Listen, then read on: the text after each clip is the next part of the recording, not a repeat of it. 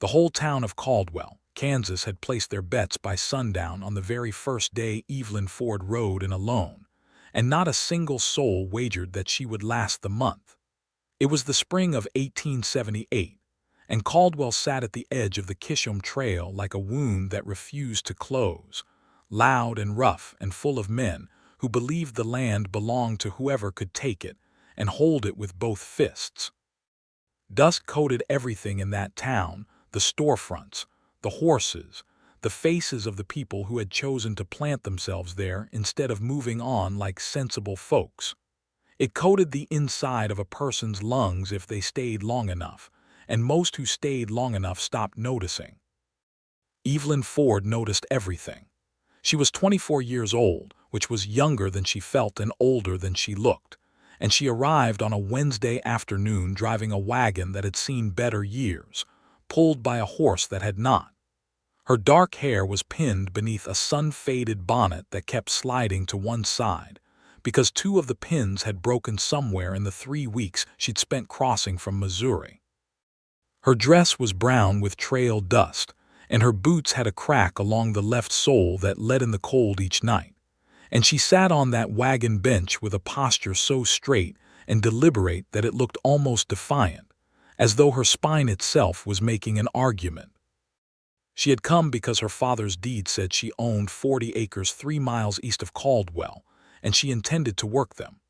The deed had been written in her father's hand and witnessed by a county clerk back in Independence, Missouri, before James Ford had died of a chest ailment in February, leaving Evelyn the land, a small sum of money that would not last forever, and very little else. Her mother had been gone since Evelyn was 9. There were no brothers. There was a cousin in St. Louis who had already written twice suggesting Evelyn sell the land and come stay with him and his wife, and Evelyn had written back both times with polite language that nonetheless made her position entirely clear. She had not come all this way to sell anything. The men sitting outside Hargrave's general store watched her drive past with the particular idle attention of people who had nothing better to do and knew it. One of them, a wide man named Cutter Briggs who ran cattle for a rancher named Holloway, leaned back in his chair and let out a low sound that was not quite a laugh. "Look at that," Cutter said to no one in particular. "Another one who doesn't know what she's walking into." The man beside him, a younger fellow named Pete, tilted his head. "She alone, far as I can see. Foolish." "Or brave," said a third voice, quieter than the others, and both men turned to look at Isaac Watkins, who was leaning against the post at the corner of the store's porch, arms crossed over his chest, watching the wagon pass with an expression that was difficult to read. He was 28. Lean and broad-shouldered in the way that comes from actual labor rather than boasting about it, with dark eyes set under a brow that seemed permanently furrowed, as though he was always working through a problem no one else could see. He wore his hat pulled low, and there was a long scar along his right jawline from a wire fence accident 3 years prior that he never explained, and no one dared ask about directly. Isaac Watkins was the foreman of the Holloway ranch, which was the largest operation in the county.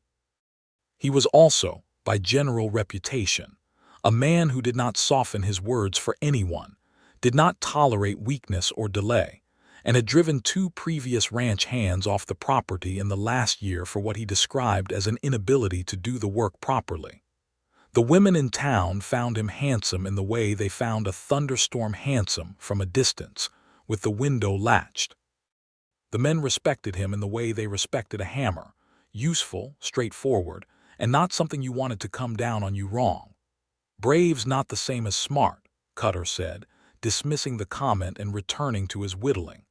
Isaac said nothing more, but he watched the wagon until it disappeared around the bend at the end of Main Street, and something in the set of his shoulders shifted just slightly, as though he had adjusted to some new weight.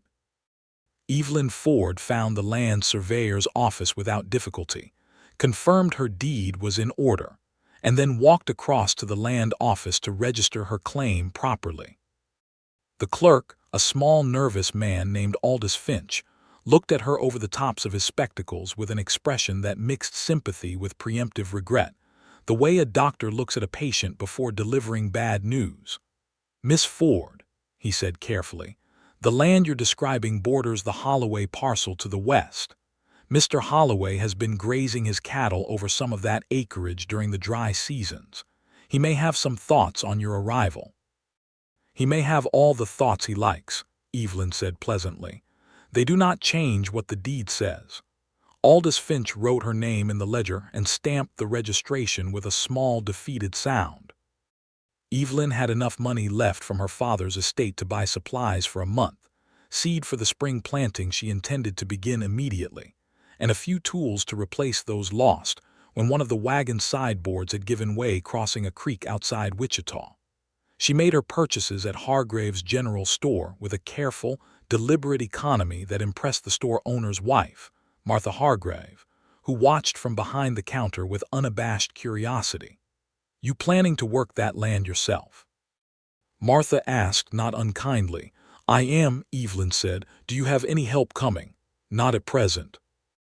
Martha Hargrave was a practical woman who had seen the frontier chew up people's dreams with no more ceremony than a dog worrying a bone, and she respected directness above almost everything else. She decided she liked Evelyn Ford and said so. "I like your nerve," she told her. "I'd like it more if it came with 2 strong farm hands and a proper well." "I will work on the latter," Evelyn said, and she almost smiled. She drove out to the property that evening and stood at the edge of the land while the sun went red and low over the Kansas grassland, and she felt the weight of all the miles behind her, all the months of grief and planning and stubbornness it had taken to get here, pressing down on her like a warm hand on her shoulder. The land was not beautiful in any easy, obvious way. It was flat and wide, and the grass was coarse, and the soil beneath it was heavy clay in some places and better in others, and there was a creek along the eastern boundary that ran clear and cold. The small structure that sat on the land, barely more than a one-room shelter her father had apparently commissioned during a brief visit to the territory years ago, was standing, which was something. The roof needed work. The door hung crooked, but it was standing. "All right then," Evelyn said aloud to no one, in the particular way of people who have been alone long enough that talking to themselves has become a form of company. "Let us begin."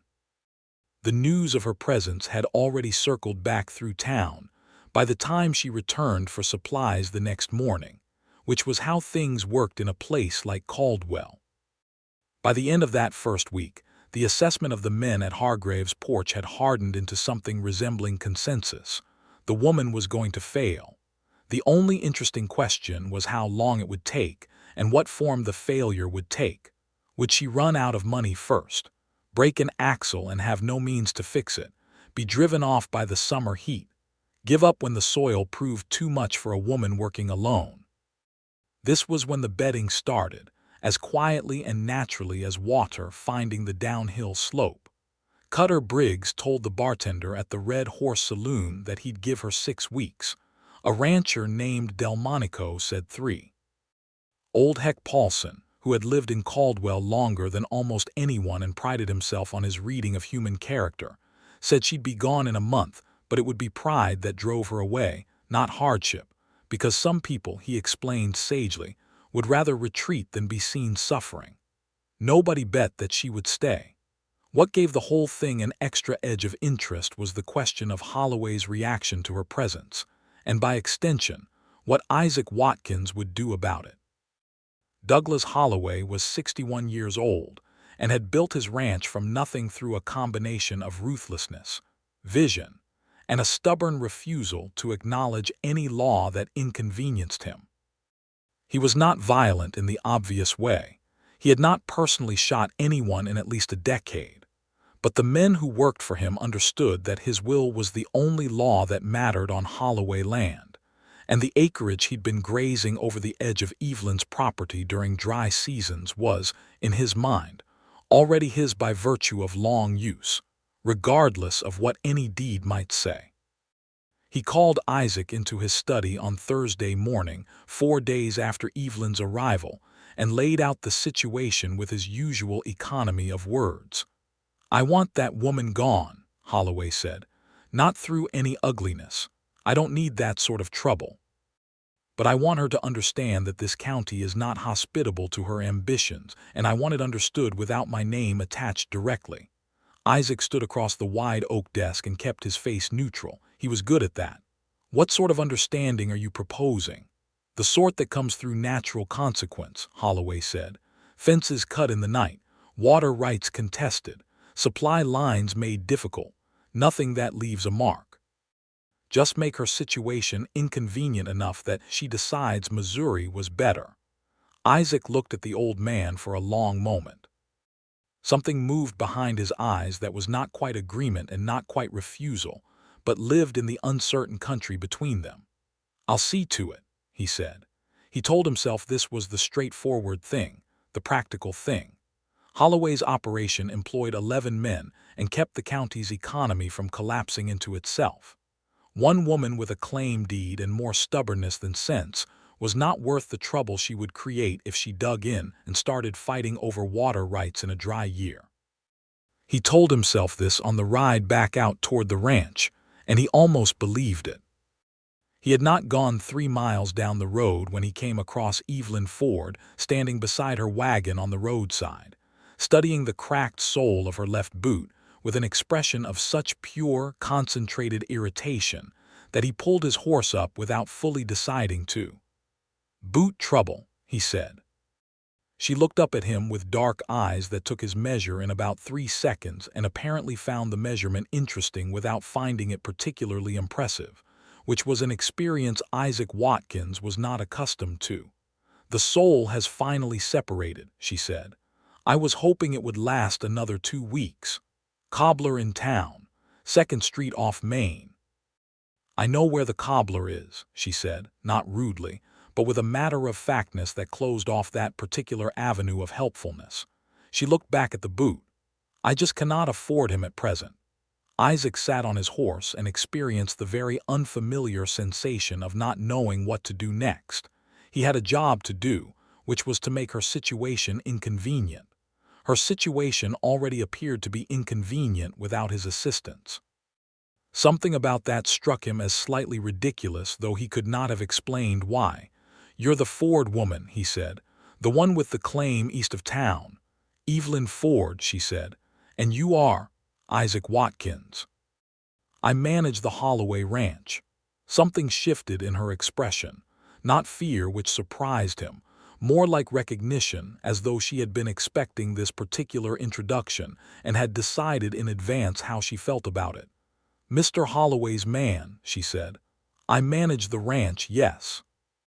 "Then I suspect this introduction is not entirely accidental," she said, and she looked at him with those direct dark eyes, and Isaac felt something he was completely unprepared for, which was the particular discomfort of being seen clearly by someone you intended to deceive. "I was riding past," he said. "Of course," she said, in a tone that accepted this claim at precisely face value and no more. She put her boot back on with the careful dignity of someone who has decided that even impractical things will be done properly, climbed back up onto the wagon bench, and gathered the reins. She looked at him once more from that height, and he noticed for the first time that she had a small scar above her left eyebrow, barely visible beneath the edge of the bonnet, and that her jaw had a set to it that reminded him, unexpectedly, of a door that would take its frame off before it would open wrong. "Good day, Mr. Watkins," she said. "Good day, Miss Ford." She drove away. Isaac sat his horse on the empty road for a moment longer than made any practical sense, and then turned toward the Holloway ranch. He did not, that week, cut any fences. He told himself he was waiting for the right moment. He told himself he was assessing the situation. He told himself a great many things, and none of them quite fit the truth, which was that the image of Evelyn Ford studying her broken boot with that expression of absolutely undiluted irritation had lodged somewhere behind his sternum like a splinter he could not locate well enough to remove.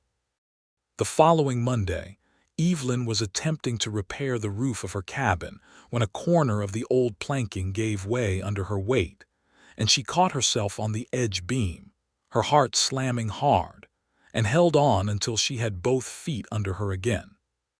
She sat on the roof for a long minute, breathing, looking out at the grassland spreading in every direction under the enormous Kansas sky, and she thought about her father, about the way he used to say that the land would give back what you put into it, that the soil had a kind of memory, and she thought that he had perhaps not meant it quite this literally, meaning the roof almost taking her down with it. She climbed down carefully and stood in the yard and looked at the roof and did the mathematics in her head, which was not pleasant mathematics. The planking would need to be replaced across the eastern third before the summer rains, and she did not have the lumber and could not yet afford it, and the next time it rained, which could be any day now, the interior of the cabin would be exposed. She had been in Caldwell 12 days. She drove into town that afternoon and went directly to Hargrave's, where she asked Martha Hargrave about credit terms for lumber. Martha's expression did the complicated thing that the faces of decent people do when they want to help and are not sure they can. Harold sets the credit terms, Martha said carefully, meaning her husband. He's not inclined toward credit for new claimants. It's not personal, Evelyn. I understand, Evelyn said. She stood at the counter and thought for a moment. Is there work available in town? I can take in sewing or assist in a kitchen. I have some medical knowledge from caring for my father in his last year if the doctor needs any assistance. Doc Marsh works alone, Martha said. He's particular about that. She paused. I could use some help here in the store, not every day, 2 or 3 days a week in the mornings. I could offer you a fair wage. Evelyn looked at her. I would not want to take charity. It's not charity, Martha said firmly. I've been doing the inventory alone since my girl moved to Wichita and my back's not what it was. It's work I need done. You'd be doing me a favor. There was a silence and then Evelyn nodded. Then I accept. Thank you, Martha. It was at Hargrave's General Store, 3 days after this arrangement began, that Isaac Watkins walked in on a Tuesday morning and found Evelyn behind the counter, reorganizing the supply ledger with a focus so complete that she did not look up for a full 10 seconds after the bell above the door rang. When she did look up and saw him, there was no flinch, no performance of surprise, just that same direct regard.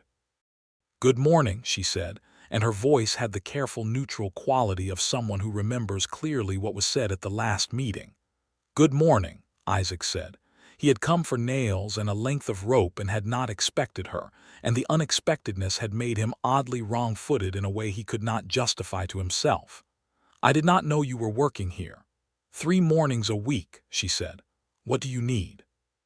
He told her, and she found the items without consulting Martha and knew the prices without checking and made change with a quick accuracy that suggested she had handled money and merchandise before. She wrapped the nails in brown paper and slid them across the counter. Mr. Watkins, she said, just before he turned to go, and her voice had shifted slightly, not softer exactly but more deliberate. I want you to know that I am aware of how these things typically go. A woman comes to claim land near a large operation. She is expected to be discouraged by inconvenience and difficulty until she goes away. I am telling you this directly so that we do not have to pretend. Isaac stood very still. I don't know what you're referring to. I think you do, she said, not unkindly. I am not going anywhere, Mr. Watkins. I wanted you to know that, so that if there are messages being delivered through inconvenience, they might as well stop, because they will not find purchase. Isaac looked at her for a long moment. The morning light came through the store window and caught the edge of her cheekbone, and he was aware, absurdly, of the specific color of her eyes, which were brown with something almost gold in them when the light was right. He was also aware that he had never been spoken to quite like this, with this particular combination of directness and complete absence of anger. She was not accusing him with heat. She was simply stating facts, as though they were both looking at the same piece of land and she was pointing out the features he might have pretended not to see. "You've got a strong opinion of the situation," he said at last. "I have an accurate one," she said. "There is a difference." He left the store and stood on the porch for a moment in the warm spring air, the brown paper parcel of nails in his hand, and he thought about what Douglas Holloway had asked him to do, and he thought about what he had actually done, which was nothing, and he thought about the fact that he had known from the very first moment, from the wagon passing on the road, that he was not going to do it. He had just not been willing to admit this to himself yet. He had known because of the way she sat. The straight-backed, clear-eyed way she sat on that wagon bench, as though the world owed her nothing and she had decided that was fine. He was 30 years old.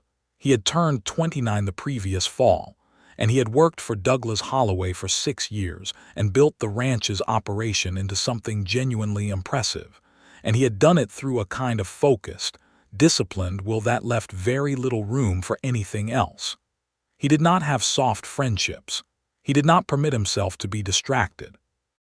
He had worked because work was the only honest answer he had ever found to the basic problem of being alive, which was that it was hard and unforgiving, and the only things that lasted were the things you built yourself. He had never met anyone whose approach to life so precisely matched his own in structure, if not in manner.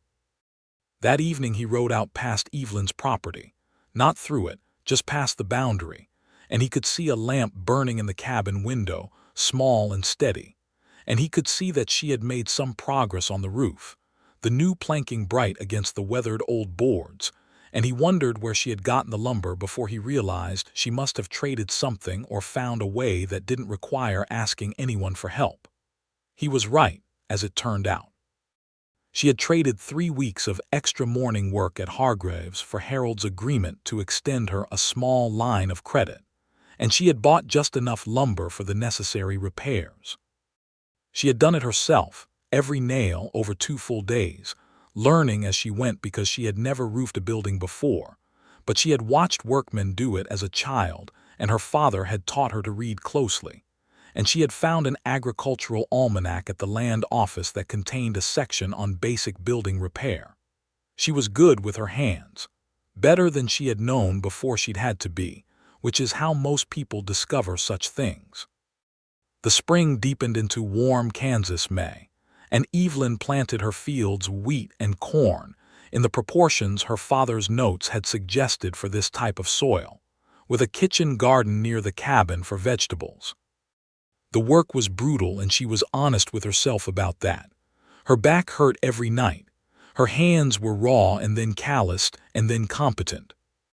There were days when she was so tired she could not read by the lamp in the evening, which was the thing she had always relied on to sustain herself through hard stretches, and on those days she simply sat at the small table her father had left in the cabin and breathed and looked at the lamp flame and let herself feel whatever she felt without making it worse than it was. She had learned that from her father, too. The discipline of accurate suffering, he had called it. Feel what is real. Do not elaborate on it. Then sleep, and in the morning begin again. The town's opinion of her had evolved somewhat by this point, from certainty of her imminent departure to a kind of fascinated uncertainty. She had been there 5 weeks. The bets were being quietly revised in the back room of the Red Horse Saloon. Old Heck Paulson, who had bet on pride being her downfall, was watching the situation with something approaching respect, though he would not have admitted it. Cutter Briggs, whose employer had specifically wanted her inconvenienced and gone, had taken it upon himself to do what Isaac apparently was not doing, which was to create problems. He did it subtly, the way a man does when he thinks he is smarter than he is. He rode his cattle deliberately close to her property line and let them break through once, damaging a section of her fence line she had spent 4 days building. He told the man at the feed store, who was friendly with him in the way that people are friendly with men who work for powerful ranchers, that Miss Ford's credit was probably unreliable, which had the effect of tightening the terms she was offered. When Evelyn came to understand what was happening, and she came to understand it quickly, because she was paying attention, she did not explode in fury or collapse in despair. She repaired the fence. She paid the feed store in advance. She wrote a careful, precisely worded letter to the county land office documenting the fence damage and asking whether there was a formal process for filing a complaint about cattle trespass, which there was, and she filed one. It was the letter that changed things in a way nobody had predicted, including Evelyn. Isaac saw the filed complaint on Douglas Holloway's desk on a Thursday afternoon and felt something cold and clarifying move through him. Because the complaint was written in a hand that was careful and absolutely legible, and used precise legal language correctly. And the details it contained were exactly accurate, which meant that Evelyn Ford had been watching and recording what was happening to her, with a patience and intelligence that made the whole operation look not just wrong but foolish. And Isaac Watkins, whatever else he was, had a very low tolerance for being made to look foolish. He went to see Cutter Briggs the same afternoon. "Stop," he said, just the one word. Cutter looked at him from the shade of the bunkhouse porch. "Mr. Holloway wants—" "I know what Mr. Holloway wants," Isaac said. "I'm telling you to stop. The complaint's already filed. Anything else that happens to that property is now documented. You'll bring trouble down on the ranch and on yourself, and I won't stand for either." Cutter's jaw tightened, but he knew better than to push against Isaac in a direct confrontation. Isaac's authority on the ranch was second only to Holloway's, and Cutter was not so foolish as to mistake resentment for power. "Yes, sir," Cutter said, "with the exact amount of compliance that covers the minimum and no more." Isaac went to Holloway's study that evening. He had turned things over in his mind for several days and arrived at a position that surprised him somewhat, because it was the kind of position that required him to say something Holloway would not want to hear, and Isaac was not in the habit of saying things Holloway did not want to hear. He had built his life on being useful, on being the man who got things done, and part of that was not complicating the structure that employed him. But he had also built his life on a particular idea of himself, and that idea did not accommodate what he had been asked to do and had been passively allowing to happen. "The situation with Miss Ford is going to get worse, not better if we keep this course," he told Holloway. "She's filed a complaint. She's documenting everything. She's not going anywhere. And the more pressure put on her, the more it's going to look like this ranch is running roughshod over a woman with a legal claim, which is the kind of story that gets written up in the Wichita papers and ends up in front of a federal land agent." Holloway looked at him from behind the oak desk with the flat, assessing gaze of a man who has spent 60 years getting what he wants. "You're suggesting we leave her alone," Holloway said. "I'm suggesting we approach her like a neighbor instead of an obstacle," Isaac said. "She's planted wheat and corn. Come the dry season, if she's still there, we're going to need a conversation about the creek water rights anyway, and it's better to have that conversation as neighbors than as enemies." There was a silence. "You've met this woman," Holloway said. "Yes." Another silence, longer this time, in which Holloway was clearly calculating something, though whether it was purely business or whether he was reading something in Isaac's tone, Isaac could not tell. "Handle it however you think is best," Holloway said at last, which was Holloway's version of retreat disguised as delegation. Isaac rode to Evelyn Ford's property on a Saturday morning, which was one of the 3 mornings she was not at Hargrave's, and he rode without any clear plan, which was unusual for him.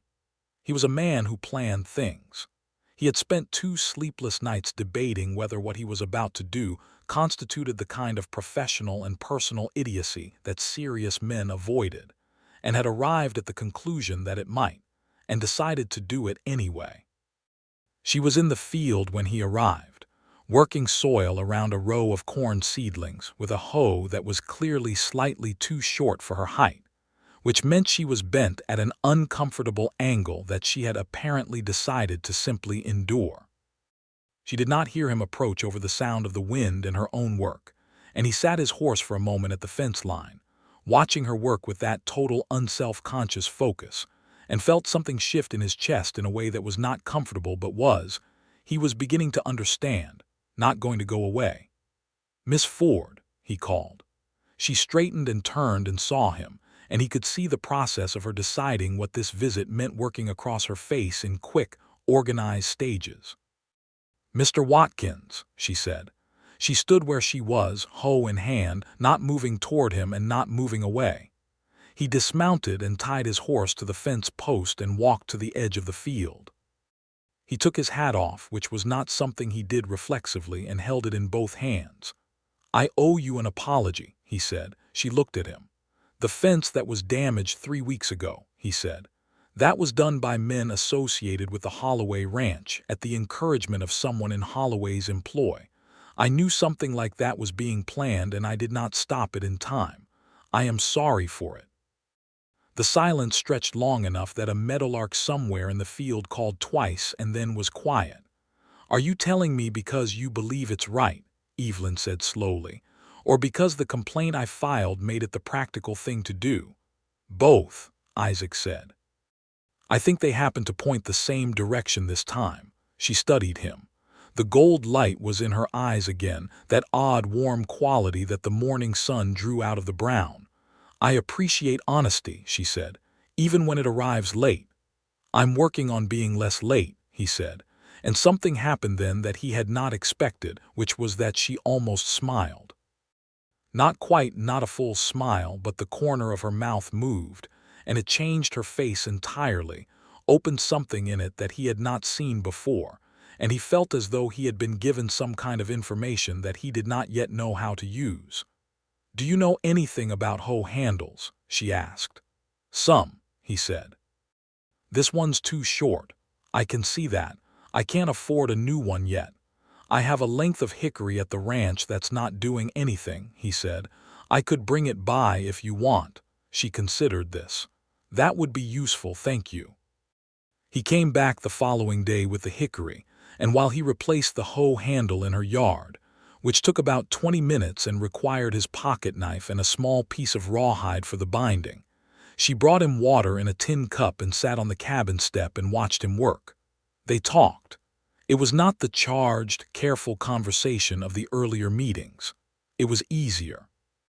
He asked about her planting schedule and she told him, and he offered some observations about the particular clay soil on the eastern portion of her land that came from having managed this region for years, and she listened carefully without deferring, asking specific follow-up questions that showed she was actually thinking about what he said rather than simply being polite. "You knew about the soil already," he said after a while. "Some of it," she admitted. "My father corresponded with a man in Wichita who had farmed similar ground, but you know it from direct experience, which is different." "It is," he agreed. He finished the hoe handle and handed it to her, and she held it, feeling the length, and nodded with satisfaction. The morning had warmed into genuine heat, and she had taken the bonnet off, and her dark hair was loose enough around her face that the wind was catching pieces of it, and she was completely unconscious of it, completely present in the practical matter of the hoe handle and its usefulness. And Isaac Watkins sat in the dirt of her yard, and felt the peculiar vertigo of a man who has been walking in a straight line for years, and has suddenly realized the line is not quite as straight as he thought. He came back twice more that week, on reasonable pretexts. The third time, there was no pretext at all. He simply arrived at the end of a working day and sat on the cabin step, and she came out with 2 cups of coffee. She had somehow made coffee, despite having almost nothing, which he later learned was because she had found a way to trade a half-dozen eggs from her small flock of chickens for coffee at Hargrave's, and they sat side by side in the cooling evening and watched the sun go down over the Kansas grassland. "Why did you come here?" he asked, not challenging. Genuinely wanting to know, she was quiet for a moment. "Because my father believed in this land and he never got to do anything with it, and I thought if I came and made it into something, it would be like carrying some part of him forward." She paused. "And because I did not want to live in my cousin's guest room in St. Louis, which was the alternative." "What's wrong with St. Louis?" "Nothing is wrong with St. Louis," she said. "Everything is wrong with being dependent on someone's generosity when you have something of your own to stand on." He was quiet. "What about you?" she said. "Why did you stay?" He thought about it. I came because I needed work and Holloway had it. I stayed because—" He stopped. "I'm not entirely sure. I built something here. It's harder to leave something you've built." "Yes," she said, as though he had confirmed something she had been thinking.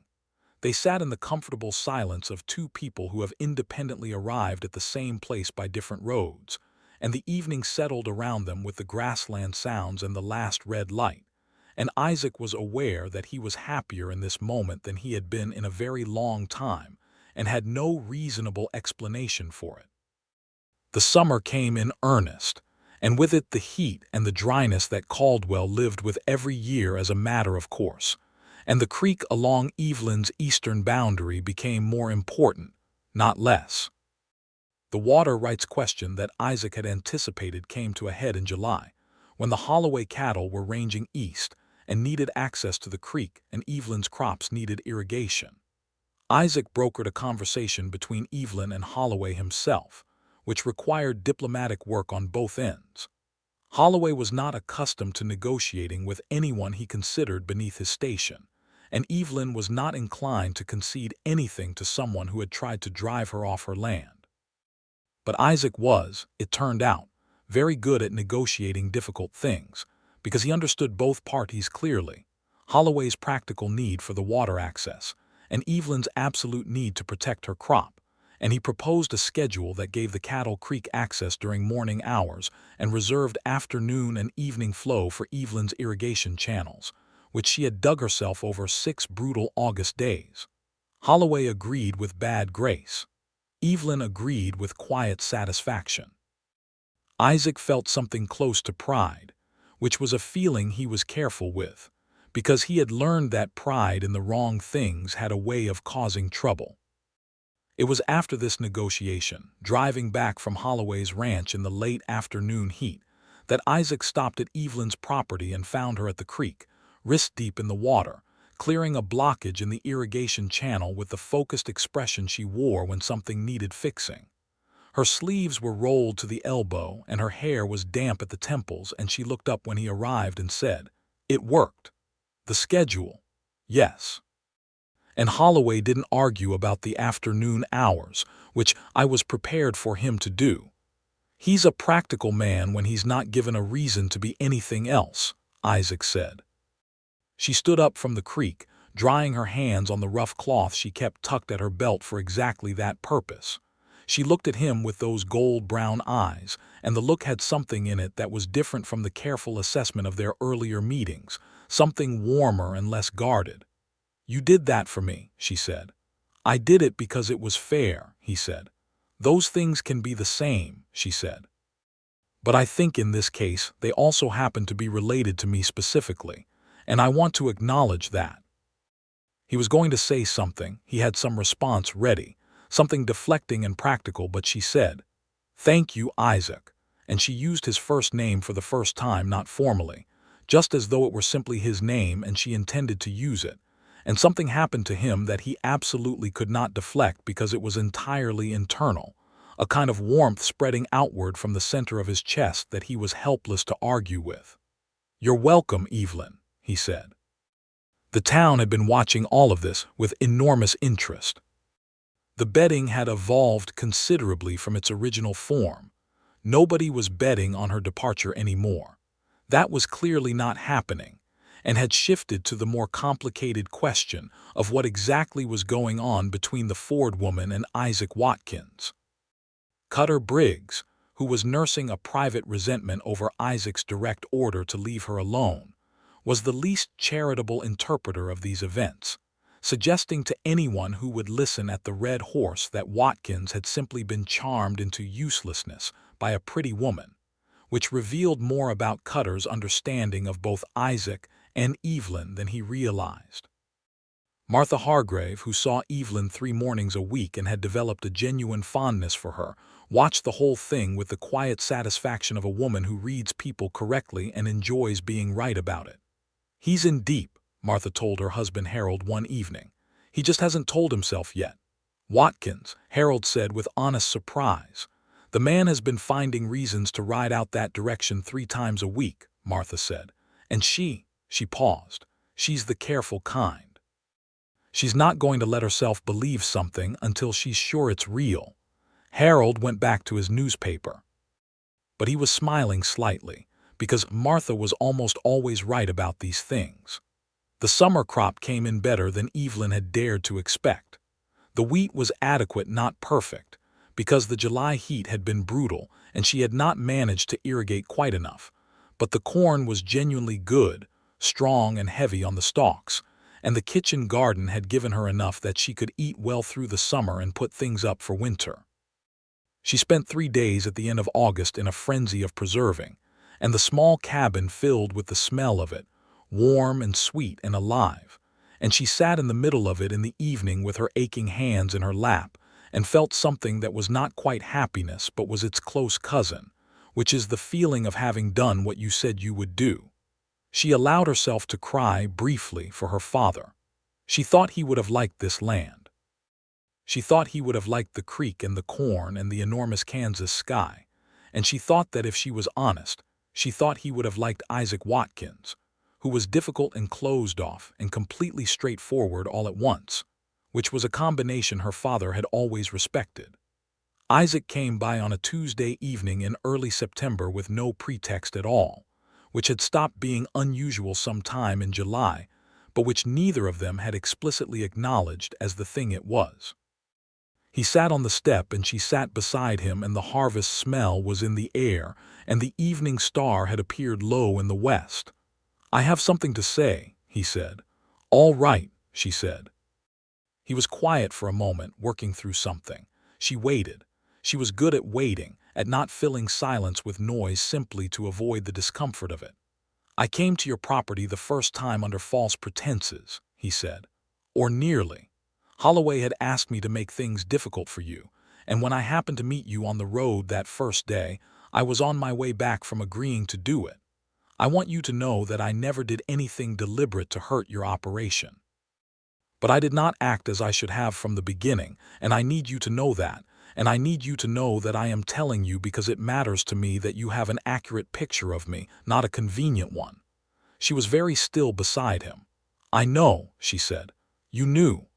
I suspected from the beginning that you had some role in what was being planned," she said. "The way you stopped on the road that first day. The fact that nothing actually happened to my property during the time I might have expected it to. I thought either you were doing nothing, or you had decided not to do anything." She paused. "I decided to assume the latter because it fit better with who you seemed to be." "That's a lot of trust to extend to someone who might not deserve it," he said. "Yes," she agreed. "I thought so too. I was afraid I was being foolish." "Were you?" She looked at him. The evening was deep blue now, and his face was close, and she could see the scar along his jaw and the particular set of his brows that meant he was holding something with great care, the way you hold something fragile. "No," she said. "I don't think I was." He reached out slowly, with the deliberateness of a man who does nothing without meaning to, and covered her hand where it rested on the step between them, and she turned her hand over and held his. And they sat like that in the September evening without saying anything else for a long time, and both of them felt the profound and simple rightness of it in the way you only feel things that are true. The town found out, because towns always do, and the reaction was as various as the people who inhabited it. Martha Hargrave was quietly delighted. Old Heck Paulson admitted over his evening whiskey that he had been entirely wrong about the nature of the situation, though he reframed this as a demonstration of the complexity of human nature rather than a simple error on his part. Cutter Briggs was openly contemptuous, which said something unflattering about him that most people privately noted. The bartender at the Red Horse suggested that perhaps the whole thing had played out backward from what everyone expected, which was more perceptive than he realized. The whisper that circulated in the most interesting form was this: the whole town had bet that Isaac Watkins would break her spirit, the way the territory broke everyone's spirit eventually, and instead something else entirely had happened, something nobody had wagered on, which was that she had opened something in him that had been closed for a very long time. Isaac himself would not have put it in those words. He was not a man inclined toward poetic description of his own interior life. But if someone had asked him, in the language of plain facts, what was different about the fall of 1878 compared to every autumn before it, he would have said that he woke up in the mornings with something to look forward to that had nothing to do with work, and that this was new, and that he had no intention of pretending it wasn't. He had a harder conversation with Douglas Holloway in October. Holloway had pieced together the situation. He was a perceptive man, even if not always a generous one, and he called Isaac into the study again on a Wednesday afternoon with the expression he wore when he wanted something and was not sure he was going to get it. "You've taken an interest in the Ford woman," Holloway said. "Yes," Isaac said.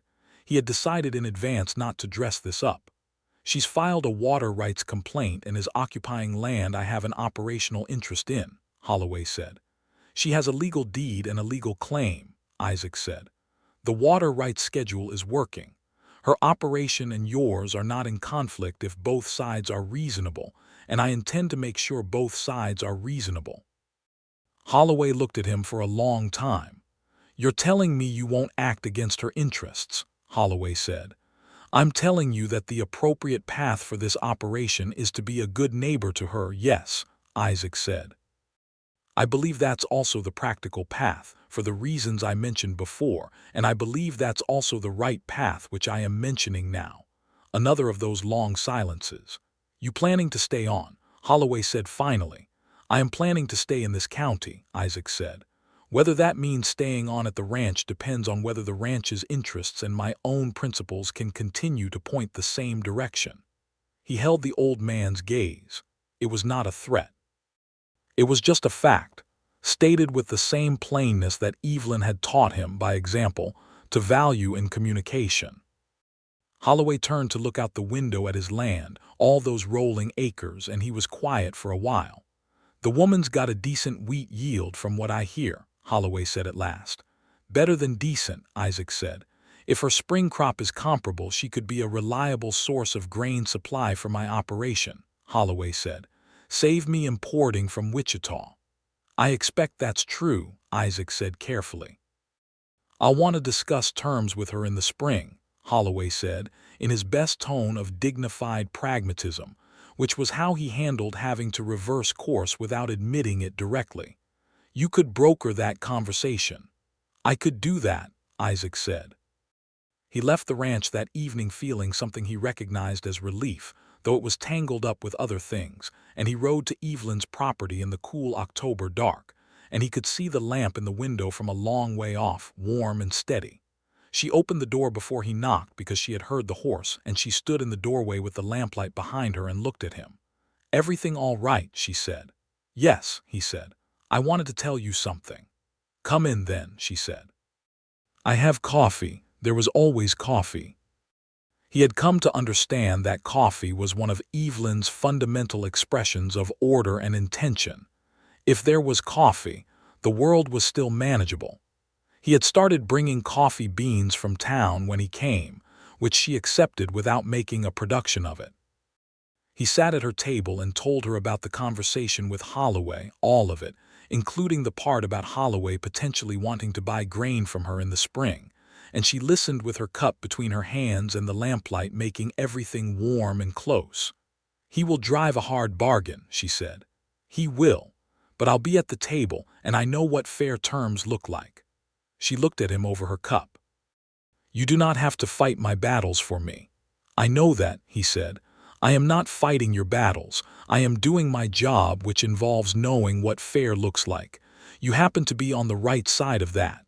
The corner of her mouth moved. "That is a very careful distinction."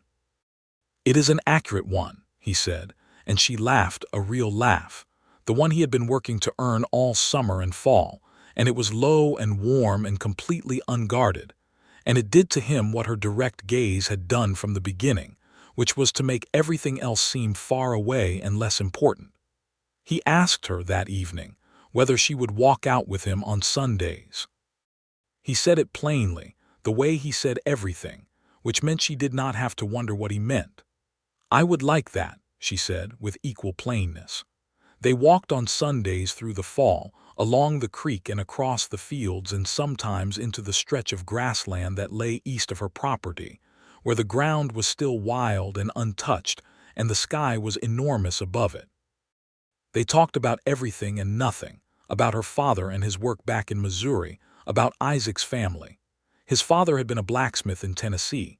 His mother had died when he was 12. He had come west at 18 because the East had felt too small about the nature of the land and what a person owed to it in exchange for what it gave, about books and practical matters, and the question of what Caldwell would look like in 10 years. They talked about hard things too, with the same plainness. She told him what it had been like watching her father die, the long, slow months of it, and how she had learned during that time to be alone with difficulty without letting it eat her, and how she had also learned that there was a difference between necessary solitude and loneliness, and that she had been lonely and had not wanted to admit it until she had something to compare it to. He told her about the years before Holloway's ranch, when he had drifted from job to job and felt the shape of a life that was just work and movement and nothing to hold it together, and how he had built the ranch's operation into what it was partly out of genuine skill and partly out of a need to pour everything into something so that there was nothing left over to ask harder questions. What questions? She said. Whether this was all there was, he said. She took his hand as they walked, which she had started doing sometime in October, and he held it with the same careful deliberateness with which he held everything valuable. The winter came on with the particular harshness of Kansas winter, which was not polite about it. The creek iced along the edges and the fields went hard, and the wind came off the plains in long, merciless sweeps that found every gap in the cabin walls. Evelyn had spent October and November sealing the gaps as best she could, and she had put up enough food to last well, and she had a woodpile that she was proud of, but the cold was still serious, and some nights were genuinely hard. Isaac came by twice a week through the winter and brought whatever was useful, an extra cord of wood that he said he had cut anyway and had no use for, which was not true, a piece of oilcloth for the window on the north side, a jar of rendered tallow from the ranch kitchen that would keep the leather of her boots from cracking further in the cold. He brought these things without ceremony and without making her feel the debt of them, which she appreciated more than she could say. One evening in December, when the temperature had dropped hard and the wind was something to be reckoned with, she said to him as he was preparing to leave, "You should not ride back in this. It's too cold to be sensible." He looked at the weather out the door and back at her, and she met his eyes steadily with the expression that meant she had thought this through and was not speaking impulsively. "It's not entirely proper for me to stay," he said. "It is less proper to freeze to death on the road," she said. "You can sleep near the stove. I will be in the back room." He stayed, and they were perfectly proper about it, and in the morning she made coffee and fried eggs from her chickens, and they ate together at the small table, while the winter light came in gray and clear through the oilcloth window, and it felt so completely and naturally right that it was almost painful, the way right things sometimes are when you are not yet sure you are allowed to keep them. He asked her to marry him in January. They were walking along the frozen creek, the ice glinting under a weak afternoon sun, their breath clouding between them, and he stopped walking and turned to face her and said, without preamble, "I would like to marry you, Evelyn. If that is something you want." She looked at him. The wind moved through her hair, which was down today because she had not expected to go out and had not put it up properly before he arrived. She looked at him for long enough that he felt the cold more acutely, and then she said, "Is this something you are proposing because it is practical or because you love me?" "I am proposing it because I love you," he said. "The practical considerations are also favorable, but they are not the reason." She was quiet for another moment. "I love you too," she said, with the directness she brought to everything, stating it as a plain fact, which was worth more to him than any embellishment could have been. "Yes, I will marry you." He kissed her then, there on the frozen creek bank with the Kansas winter around them, and she kissed him back with the same deliberate fullness she brought to everything she decided was worth doing. And neither of them were the sort of people who made dramatic gestures. So there was no spinning or exclaiming, just two people holding onto each other in the cold and feeling the particular warmth of having found something real. The town of Caldwell processed the news of the engagement with varying degrees of grace. Martha Hargrave cried, which she would have denied if pressed. Old Heck Paulson shook Isaac's hand and said it was about time someone softened the man up, and then immediately denied having used the word softened. Cutter Briggs left the Holloway ranch's employ a month later, officially to pursue opportunity elsewhere, though the real reason was that his position had become uncomfortable in multiple ways, which was the natural consequence of being wrong about things for long enough that the error becomes visible. Douglas Holloway, against all expectation, gave Isaac a wedding gift. It was a small parcel of land, 15 acres adjacent to Evelyn's 40, that he had no practical use for, and that he transferred over with very little comment, in the way of a man who is expressing something he would never say aloud, which was that perhaps he had misjudged the situation, and perhaps there was something to be said for how it had turned out. Evelyn accepted the land with a letter of thanks that was warm but not effusive, which was exactly the right note, and Isaac, when he read the letter before she sent it, felt the old familiar vertigo of someone who continues to be surprised by a person they love, which is one of the best signs of a good match. They were married in March of 1879, in the small Caldwell church that was also used as a schoolroom on weekdays, with Martha Hargrave weeping happily in the front pew and Harold beside her looking moved in the dignified way of men who feel things strongly and consider it important not to show it. Old Heck Paulson was there. Most of the town was there, in fact, because whatever the people of Caldwell had thought about Evelyn Ford's chances in the beginning, they had watched the whole story play out in their midst and had arrived, collectively, at something like admiration. The Reverend, who was a practical man named Tolliver who had married many frontier couples and understood what the life asked of people, looked at the two of them standing before him and said the words he said at every ceremony and meant them every time.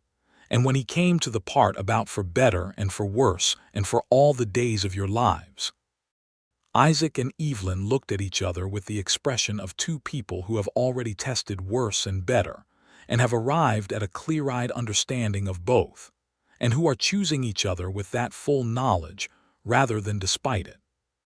The spring planting that year was different because there were two of them to do it, and the 55 acres, the original 40 plus Holloway's 15, was more than either of them had managed alone, but was not too much for both of them together, which was one of those simple arithmetic facts that feels like something larger when you are living it.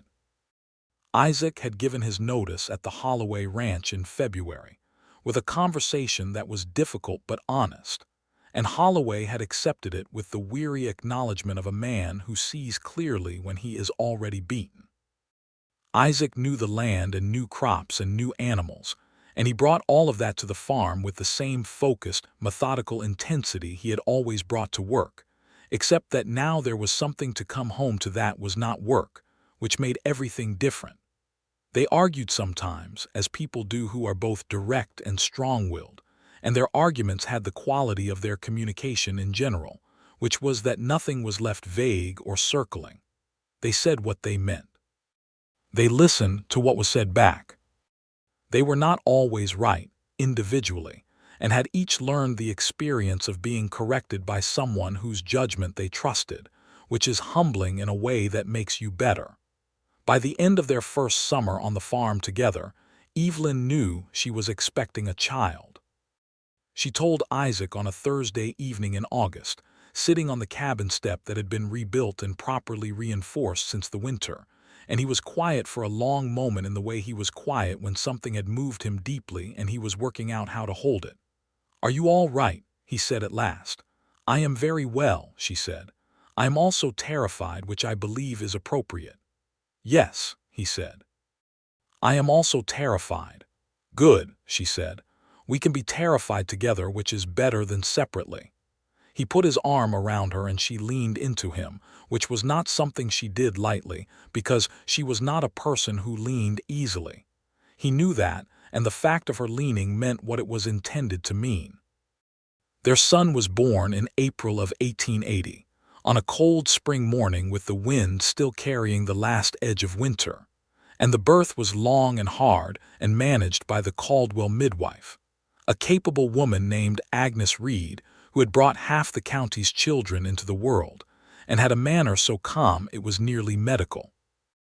Isaac stayed outside the bedroom door throughout, unable to be useful and unable to be anywhere else, and when Agnes opened the door and told him everything was fine and he went in and saw Evelyn, exhausted and pale and entirely herself, holding the small bundled fact of their son, he was not ashamed of what happened to his face, which was that it broke open in a way it had never done before, entirely and with no possibility of controlling it.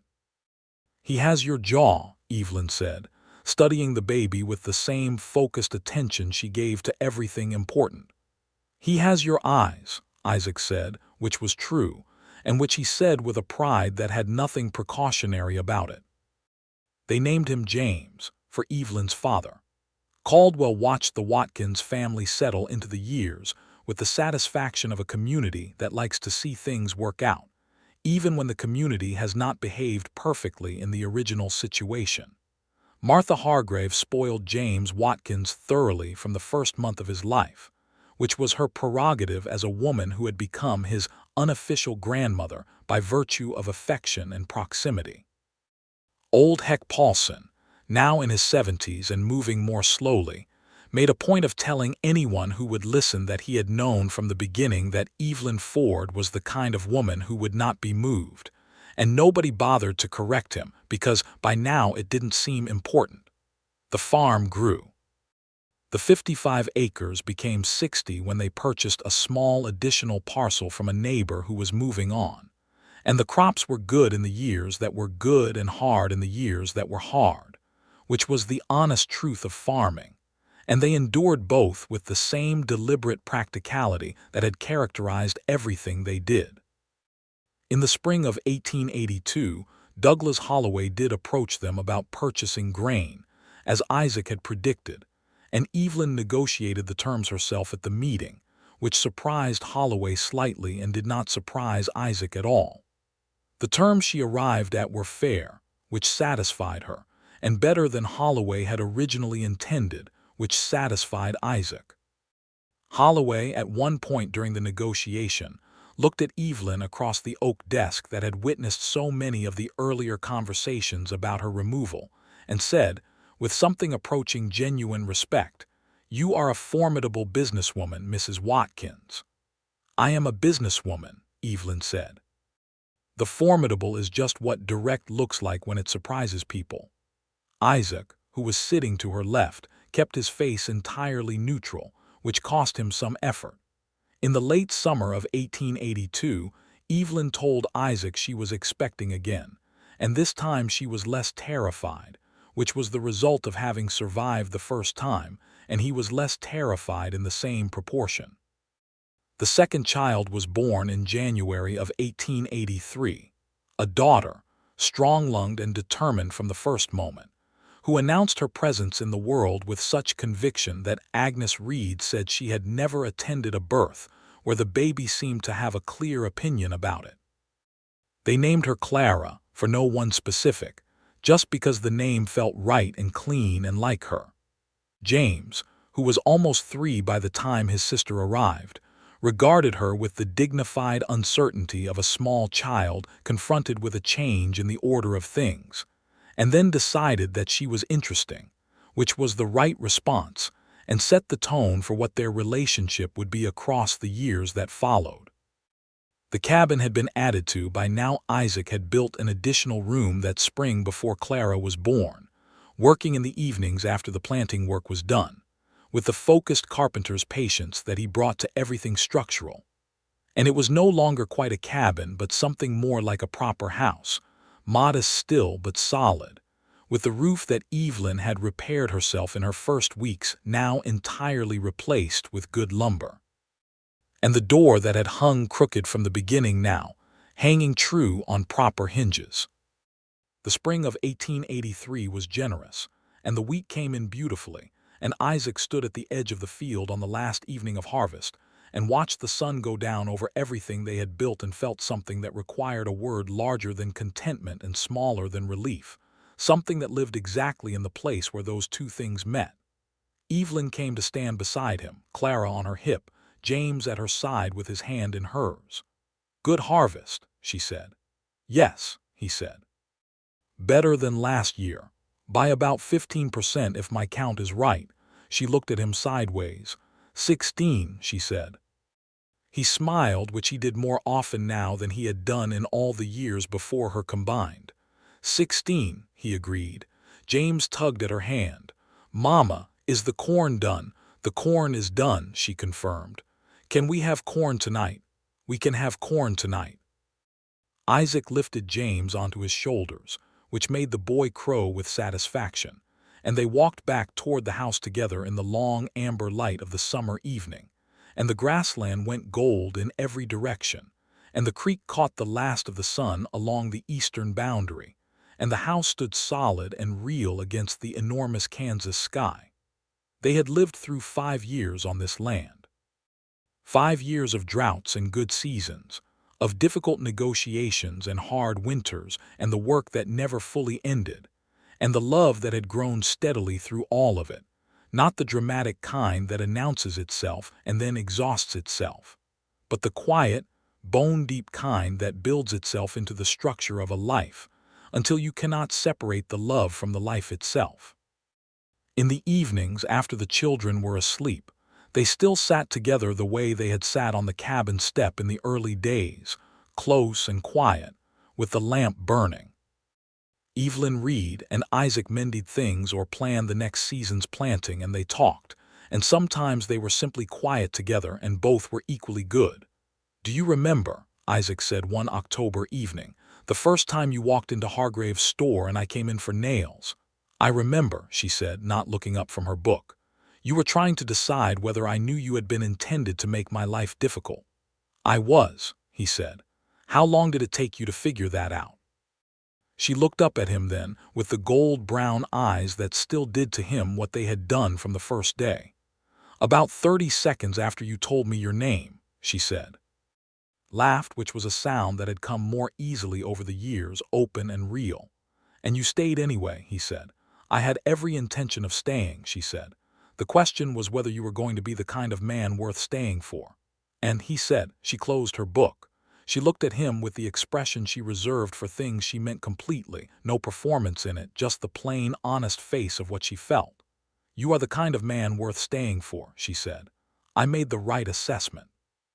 He reached across the table and covered her hand with his, the same gesture from the September evening years ago, the one that had started all of this, and she turned her hand over and held his with the same response she had given then. Because some things are right from the beginning and stay right through everything that comes after. Outside, the Kansas night was big and cold and full of stars, the way it had been on every night since long before either of them arrived and would be long after, indifferent to individual human stories the way the land itself was indifferent, neither cruel nor kind, just true. But inside the house they had built on the land Evelyn's father had believed in, the lamp was burning and the children were sleeping, and two people who had found each other through stubbornness and honesty, and the particular grace of being willing to be seen clearly were sitting together at a small table, holding on. The whole town of Caldwell had bet in the spring of 1878 that the land would break Evelyn Ford or the people on it would, that the frontier would do what it always did, which was reveal who could not bear the weight of it and send them home smaller than they came. And the frontier had done that in its way. It had revealed something, just not what they had expected. It had revealed that she was not the kind of person who broke, and it had revealed, perhaps more surprisingly, that Isaac Watkins was not the kind of man he had believed himself to be, which was a man with no room for anything beyond the work. He had been, it turned out, a man who had simply not yet been given sufficient reason to make that room. Evelyn Ford had given him the reason, not by softening him in the way Cutter Briggs had dismissed, not by changing who he was, but by showing him a version of life in which the qualities he already had, the directness, the discipline, the deep and serious care for things built right, could be applied to something larger than a job. She had not broken his walls down. She had simply stood outside them, clear-eyed and patient and completely unimpressed by the walls themselves, until he realized there was no longer any reason to be inside them. The spring of 1884 brought a late frost that threatened the early planting and had every farmer in the county holding their breath for 2 weeks, and then broke cleanly and gave way to the best growing season in 3 years. Evelyn's wheat that summer was abundant enough that she filled the Holloway contract and still had surplus to sell at the Wichita market, which was the first time that had been possible, and she spent the profit on new fencing for the full property line and a proper plow to replace the battered one they had been coaxing along since her arrival. Isaac, watching her supervise the delivery of the new plow from the blacksmith in Caldwell, with the same careful, satisfied attention she had given to the hickory hoe handle 6 years earlier, felt the same thing he always felt when he watched her engage fully with the practical work of their life, which was a kind of love so thorough and specific that it included her pragmatism and her stubbornness, and the way she held a pencil when she was working numbers, and the sound she made in the mornings when the coffee was exactly right. "It is a fine plow," he said. "It is an excellent plow," she corrected, running her hand along the beam. "The blade is cast proper, not ground. It will last 30 years if we care for it." "We will care for it," he said. She looked up at him. "I know we will," she said, and the pronoun covered more than the plow. Martha Hargrave retired from the store in 1885 when her back finally demanded it, and she and Harold moved to a smaller house at the edge of town and lived quietly and happily among their accumulated years. Evelyn visited twice a month without fail, bringing preserves and sometimes the children, and the visits were the kind that matter most in a life, the ones that are not for any reason except that you love the person and want to be in their company.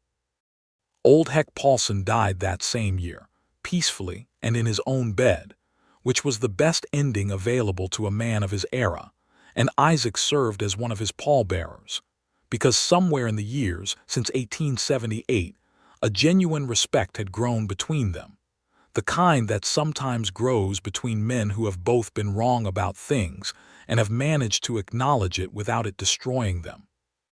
The county was changing, as all frontier counties changed in those years, the rough edges smoothing as more families settled, and the schools became permanent, and the churches multiplied, and the sense of provisional improvised survival slowly gave way to something more like ordinary life.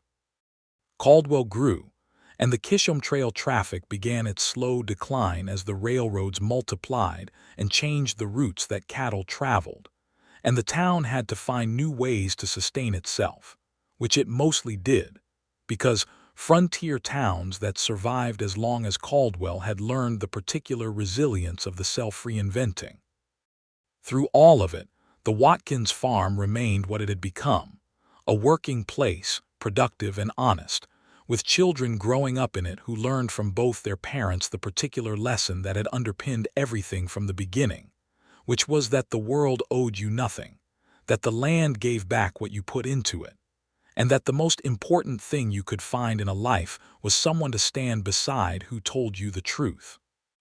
James Watkins, at 7, had his father's serious brow and his mother's direct gaze, and a curiosity about the way things worked that expressed itself in the disassembly of various farm implements, which caused some household friction until Isaac began channeling it into actual mechanical instruction, at which point the boy's focus became genuinely useful. Clara, at 5, had decided that she was primarily interested in plants, and had established a small experimental garden of her own in a corner of the property that Evelyn supervised with careful hands-off attention, letting her fail when she planted things in bad soil and letting her succeed when she figured out why. It was Clara, actually, who one spring morning in 1886 pulled up a handful of creek-edge plants and brought them to Evelyn with the question of what they were. And Evelyn consulted the almanac and told her they were cress, edible and good. And Clara ate one with the expression of someone who has confirmed a hypothesis, and then went back to her corner of the garden with 3 things she now knew that she had not known before. And Evelyn watched her go and felt her father's presence very close. The way she sometimes did when one of her children did something that reminded her of the things he had valued. The land held, the marriage held, the family held, through the things that test families, bad seasons, small illnesses. A disagreement in the winter of 1886 about whether to expand the acreage further north that took 3 weeks to resolve and was resolved, as their disagreements always were, through the honest and sometimes uncomfortable process of both people saying what they actually thought until they reached the thing they actually agreed on, which was that the farm was at a good size for what they could manage well. And growing for growth's own sake was not their goal. Isaac, in his 40s now, had not lost the quality that Evelyn had seen from the first moment, which was the quality of a man who did what he said, and said what he meant, and applied the same focused intensity to everything that mattered to him. What had changed, and what he would not have predicted in 1878, was the range of things that mattered. It had expanded in ways both small and enormous to include the specific weight of a child's sleeping body, and the sound of Evelyn's voice reading aloud in the evenings, and the look of the wheat in a good year, and the conversation over coffee in the early morning before the work began, and all the ordinary precise details of a life that is genuinely inhabited rather than simply occupied.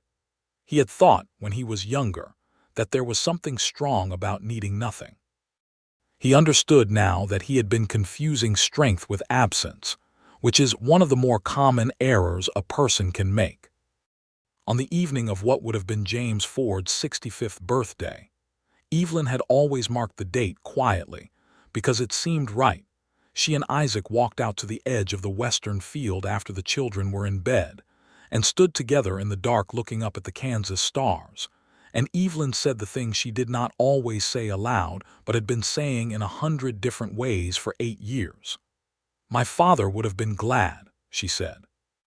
"Tell me about him," Isaac said, because even after 8 years he still asked, because there was always more, and because he understood that hearing about James Ford was one of the ways he could give her something she needed, and giving her things she needed was one of his fundamental purposes now, as natural as breathing.